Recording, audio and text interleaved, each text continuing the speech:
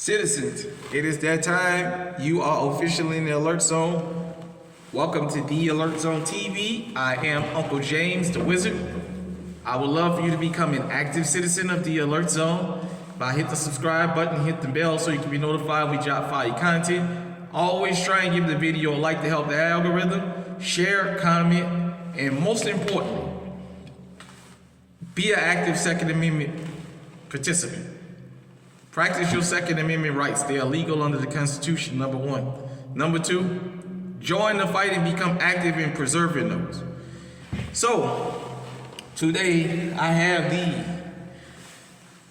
the Smith & Wesson SD9 VE. This is the little brother to my home defense, the Smith & Wesson. Clear for YouTube. SD9 VE. This is home defense with the North Star light, NC Star light, and I have the same thing here. Like I said, this is home defense. This is the little brother. This is the Glock clone, one of the clones of Glock. Smith & Wesson was sued, and I had found that out after I bought this gun. I bought this gun 2014, brand new, $300 at a gun show in Adventureland in Altoona, Iowa. And I put this light on it. This light didn't cost me but 50 bucks. It's pretty bright. Got the strobe on it. Like I said, you know, ain't got no complaints about it. Got a little bit of gunpowder in it. They ain't nothing. But this is the Glock clone. Smith & Wesson was sued, and every time Smith & Wesson sell this gun, I think they have to give Glock $9 or something like that. So it's kind of like a residual for Glock. So Glock making money all kinds of ways. And I'm going to tell you, this is a very, very reliable firearm. At one time, it was the only thing that I had in the state of Iowa because my other arms was down in Louisiana, and it got the job done.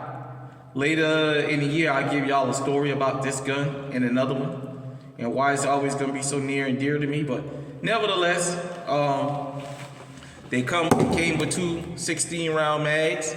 I am running the Arms Core 115 grain 9mm. You guys know I love Winchester. I also do shoot Arms Core and the Aguila and other things like that. Like I said, it holds 16 plus 1, 17 in the head. I mean 17 if you got one in the head.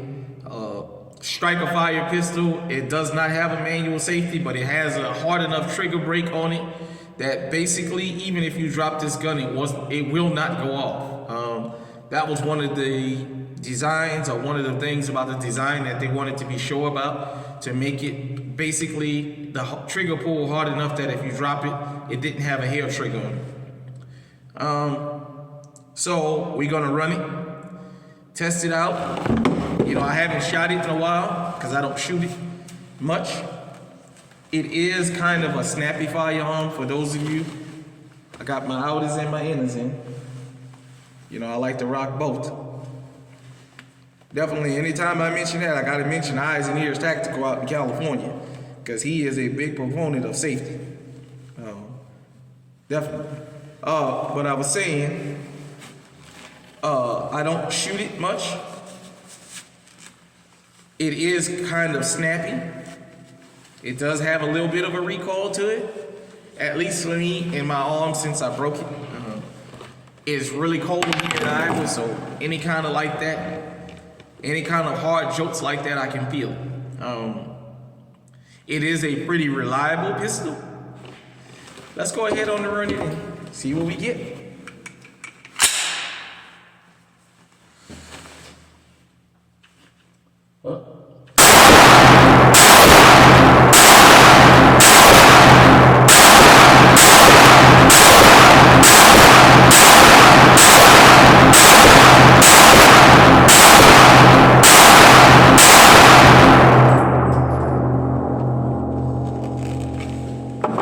It is clear. Nothing in the mag. Well, I'm shooting at an old target, so as you guys can see, is reliable. I was doing more of a reliability test with this. It is a reliable firearm, 16 rounds straight through. Like I said, I have never myself had an issue with this gun. The first I didn't give a full trigger pull. It was the operator and not the firearm. Safe direction, I'm the only person down here. But this thing, if you have one or you run across one, you won't be disappointed. Since the pandemic, I've seen them about $350, maybe $400. I don't care if you find one used. If it hasn't been tampered with, and what I mean by that is if somebody haven't broke it or what have you, man, you would be very, very surprised. This is basically, I got this for less than the Glock, and it has almost the same reliability. Now, I know some people out there in Glock land gonna say I'm blasphemy, I'm speaking blasphemous. I had this gun since 2014, I know what I'm talking about. There was a time that I ran it quite often, I just haven't in the last couple of years, but I still shoot it. I still trust my life with it. I do carry this firearm from time to time. Most of the time I carry this gun, I like to ride with it on the passenger side seat or in my center console right there. Just because I know what it does. I know it's gonna get the job done. If I do decide to carry it on my person, usually I'll take the light off. Which is probably one of the biggest reasons I don't carry it much, because of the light, because of the way this light made. But if I do need to use it, let's just say I run out of ammo in the heat of the battle, and I'm close to somebody. This light or the poke, this will put somebody's eye out. So, and worst come to worst, you run out of ammo and you get close enough. Damn it, use it as a hammer. You know what I'm saying? To everybody out there, man, especially if you're a Glock fanatic, if you've never shot one of these, go shoot one. Now, it may not have the greatest trigger, but it is a decent trigger in here. But the reliability, if you know anybody that has one of them, go and ask them about this firearm and what do they think about it. I love this gun. I was asked about the 40 yesterday. Did I like the trigger? I'm not sure what generation this would be because I haven't had an issue with the trigger. It's not a competition trigger. It's a self-defense trigger. It will get the job done. The number one thing about this gun is that it's reliable, and that's the most important thing. It can have the fastest trigger in the world. If the firearm ain't reliable, it's no good. So, like I said, the Smith & Wesson SD9 VE, chambered in 9mm. You guys just seen me run it. Let me know what you think about it. Do you like it? Do you not like it? If you have one.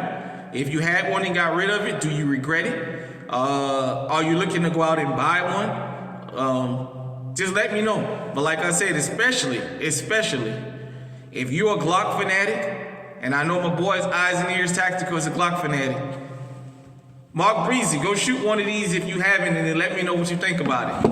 Everybody comment down there. Until next time out there, everybody, stay safe, stay armed, stay on high alert. We rolling.